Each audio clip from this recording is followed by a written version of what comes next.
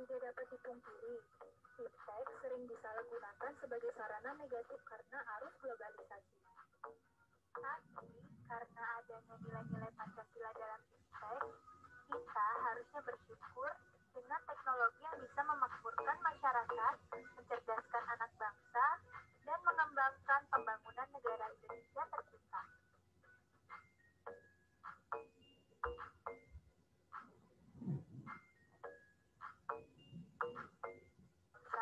Hendaknya menjadi prioritas karena kebudayaan nasional diperlukan sebagai landasan atau media sosial yang memperkuat persatuan. Perlu ada pengakuan dan penghargaan terhadap budaya dan kehidupan sosial sebagai kelompok bangsa Indonesia, sehingga mereka merasa dihargai dan diterima sebagai warga bangsa. Dengan demikian, pembangunan sosial budaya tidak menciptakan kecemburuan, kesenjangan, diskriminasi, dan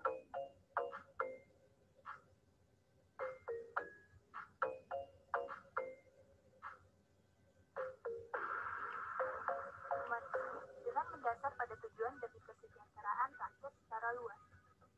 Dengan demikian, Pancasila sebagai paradigma pembangunan di bidang ekonomi diartikan sebagai pengembangan ekonomi bukan hanya mengejar pertumbuhan saja, tetapi demi kemanusiaan, demi kesejahteraan seluruh bangsa, didasarkan atas kekeluargaan seluruh bangsa.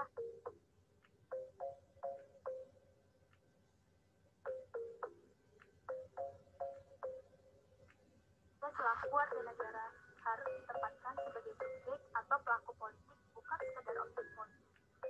Pancasila bertolak dari kodrat manusia, maka pembangunan politik harus dapat meningkatkan harkat dan martabat manusia. Sistem politik Indonesia yang bertolak dari manusia sebagai subjek harus mampu menempatkan kekuasaan tertinggi pada rakyat. Kekuasaan adalah dari rakyat, oleh rakyat, dan untuk rakyat. Oleh sebab itu, sistem politik Indonesia yang sesuai Pancasila sebagai paradigma adalah sistem politik demokrasi, bukan otoriter.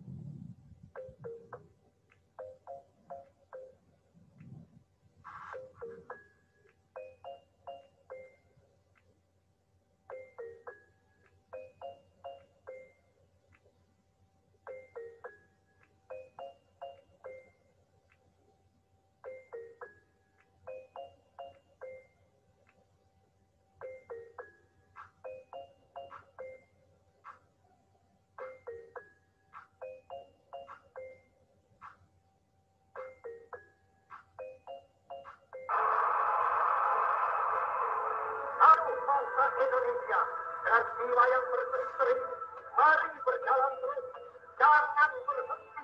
Revolusi itu belum selesai, jangan berhenti. Sebab kita tidak bertujuan bernegara hanya satu saja. Kita bertujuan bernegara seribu pintu lamanya, bernegara buat selama-lamanya. Sekali merdeka, tetap merdeka, merdeka, merdeka buat selama-lamanya.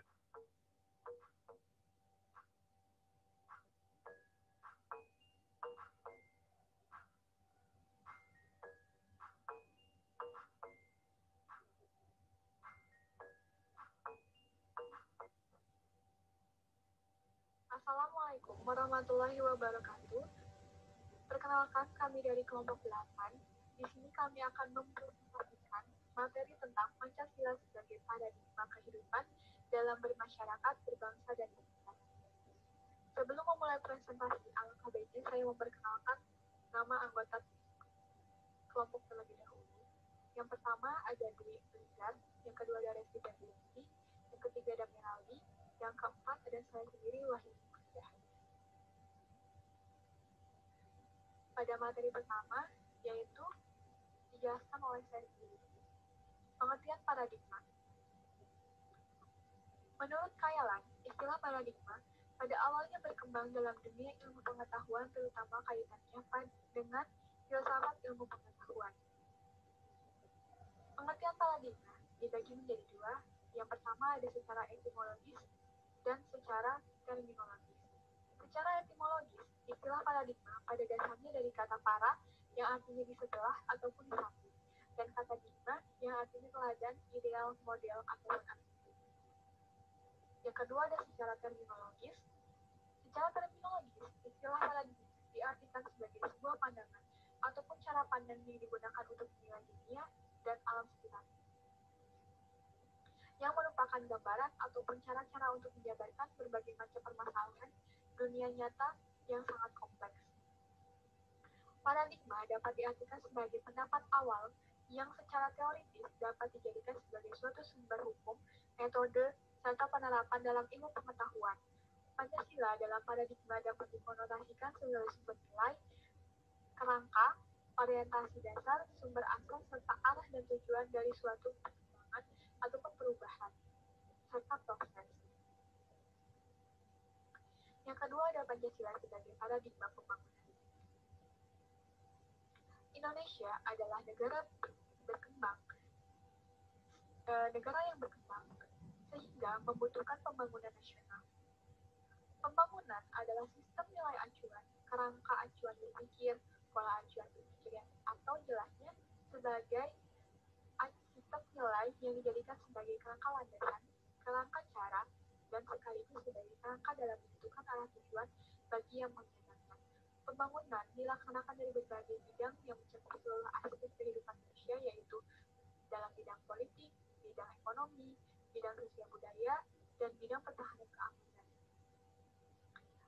Paradigma pembangunan merupakan perwujudan untuk meningkatkan harkat dan martabat bangsa Indonesia, sebagaimana tujuan nasional negara pada pembukaan Undang-Undang 1945 yang berbunyi melindungi segenap bangsa dan seluruh tumpah darah Indonesia. Hal ini merupakan tujuan negara dan rumusan memajukan kesejahteraan umum, mencerdaskan kehidupan bangsa. Indonesia juga memiliki tujuan internasional yang tertera dalam pembukaan Undang-Undang 1945, yaitu ikut melaksanakan ketertiban dunia yang berdasarkan kemanusiaan. Yang ketiga ada Pancasila sebagai paradigma pembangunan. Ilmu pengetahuan dan teknologi atau IPTEK adalah hasil dari upaya manusia yang meliputi aspek akal, rasa, dan kehendak dalam meningkatkan kesejahteraan dan martabat manusia. Pancasila memberikan dasar-dasar nilai bagi pengembangan IPTEK sebagai hasil kebudayaan manusia, yaitu harus didasarkan pada moral, ketuhanan, dan kemanusiaan yang adil dan beradab. Kemudian ada beberapa makna dalam Pancasila dalam pembangunan IPTEK, yaitu sila ketuhanan yang Maha Esa memberikan arti bahwa IPTEK tidak hanya memikirkan apa yang ditemukan, dibuktikan dan diciptakan, namun juga dipertimbangkan maksudnya dan akibatnya, apakah merugikan manusia dan alam sekitarnya ataupun tidak. Adapun sila lainnya yaitu sila kemanusiaan yang adil dan beradab, memberikan dasar moralitas bahwa dalam pengembangan IPTEK harus bersikap beradab. Pengembangan IPTEK yang merugikan tidak akan mewujudkan tujuan sebenarnya, yaitu tujuan IPTEK sendiri yaitu kesejahteraan bagi seluruh rakyat dalam pengembangan ilmu pengetahuan dan teknologi.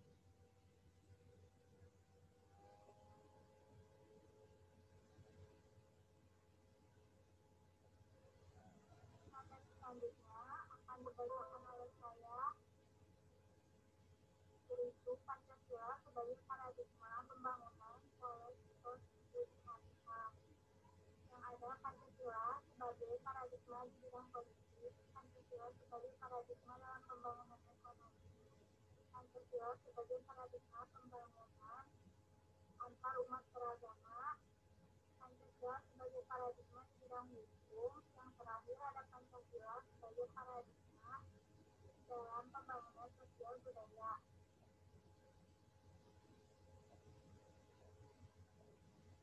Selanjutnya ada Pancasila sebagai paradigma di bidang politik. Yang dimaksud Pancasila sebagai paradigma pembangunan politik adalah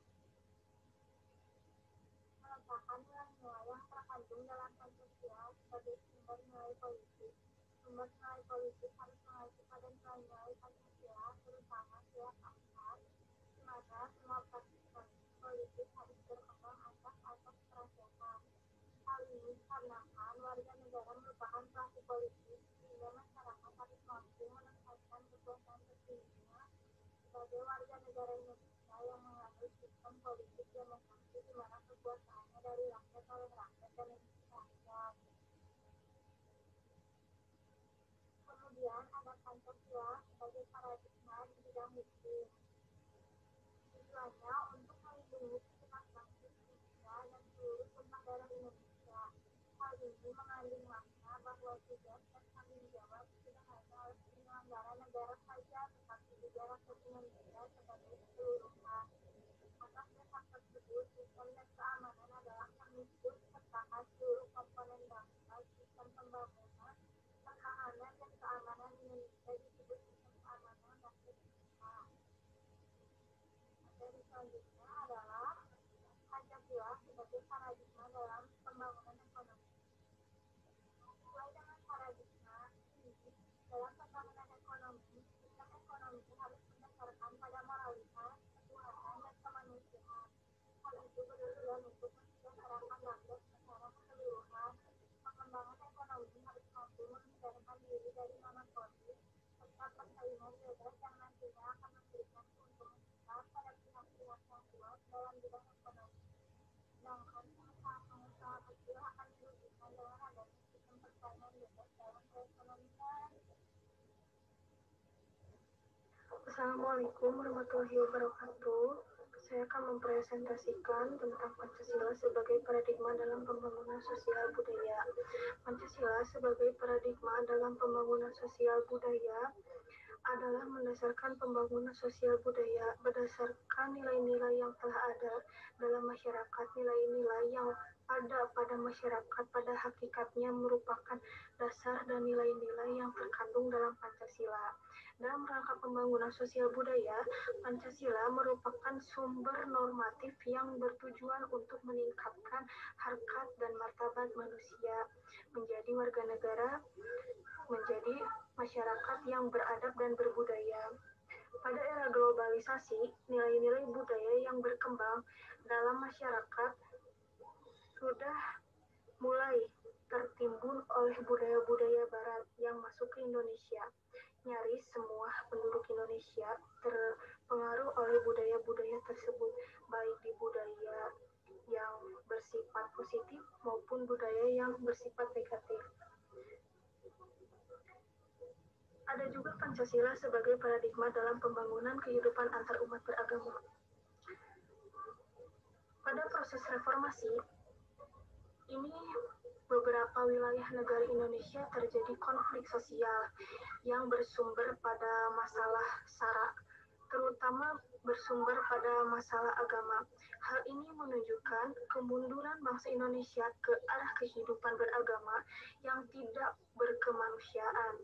Pancasila telah memberikan dasar-dasar nilai yang fundamental baik umat bangsa Indonesia untuk hidup secara damai dalam kehidupan beragama di negara Indonesia tercinta ini.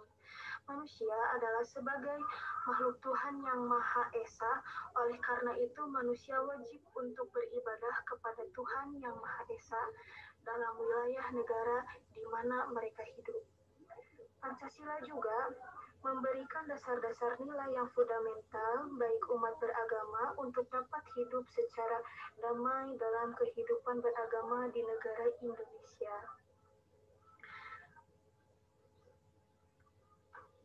Pancasila sebagai paradigma reformasi.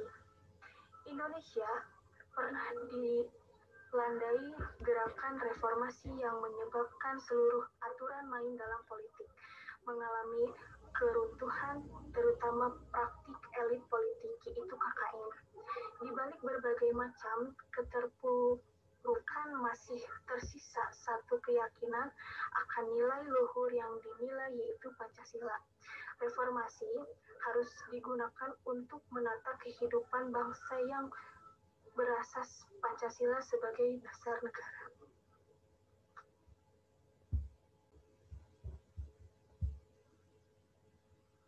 Ada 4 yang digunakan untuk menata kehidupan bangsa yang berasaskan Pancasila sebagai dasar negara. Yang pertama, gerakan reformasi.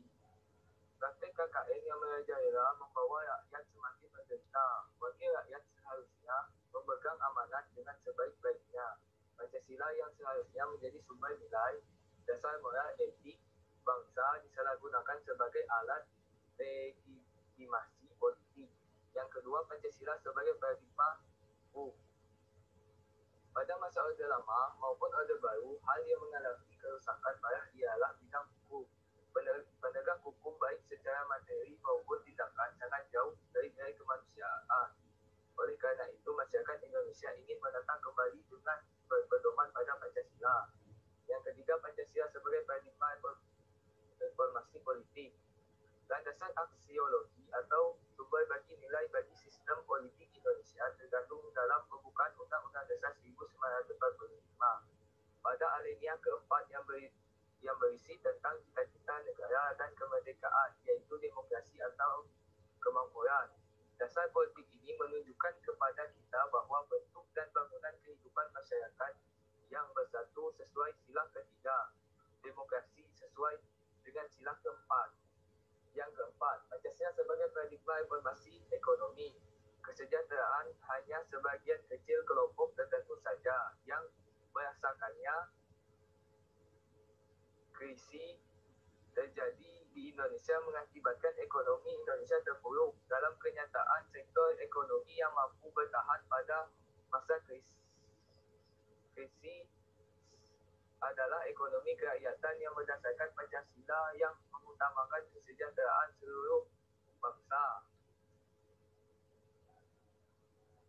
Aktualisasi Pancasila. Aktualisasi Pancasila dapat dibedakan menjadi dua macam, yaitu aktualisasi objektif dan aktualisasi subjektif.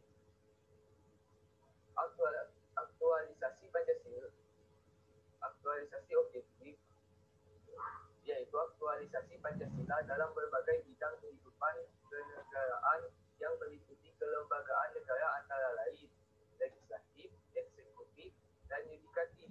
Adapun aktualisasi subjektif, yaitu aktualisasi Pancasila pada setiap individu, terutama pada aspek moral dalam katanya dengan bernegara dan bermasyarakat. Studi kasus Pancasila sebagai paradigma kehidupan dalam masyarakat berbangsa dan bernegara. Berkaca dari beberapa kasus penyelidikan yang terjadi dalam sejarah hukum Indonesia, bahawa hukum pada rakyat kecil Indonesia benar-benar tidak memiliki keadilan. Contohnya, kasus pencurian sandal milik oknum polisi oleh seorang pelajar SMK 3 Palu, Sulawesi Tengah sebagai persakitan di hadapan meja hijau. Dia dituduh mencuri sandal jepit milik Bribtu Ahmad Rusdi anggota Brimob Polda Sulteng. Hanya gara-gara sandal jepit butuh Aal terancam hukuman kurungan maksimal 5 tahun penjara. Padahal jika dihitung harga sepasang sandal lebih murah pada kasus korupsi yang dilakukan oleh pejabat-pejabat tinggi, jika memang ada yang harus dihukum, seharusnya pemerintah karena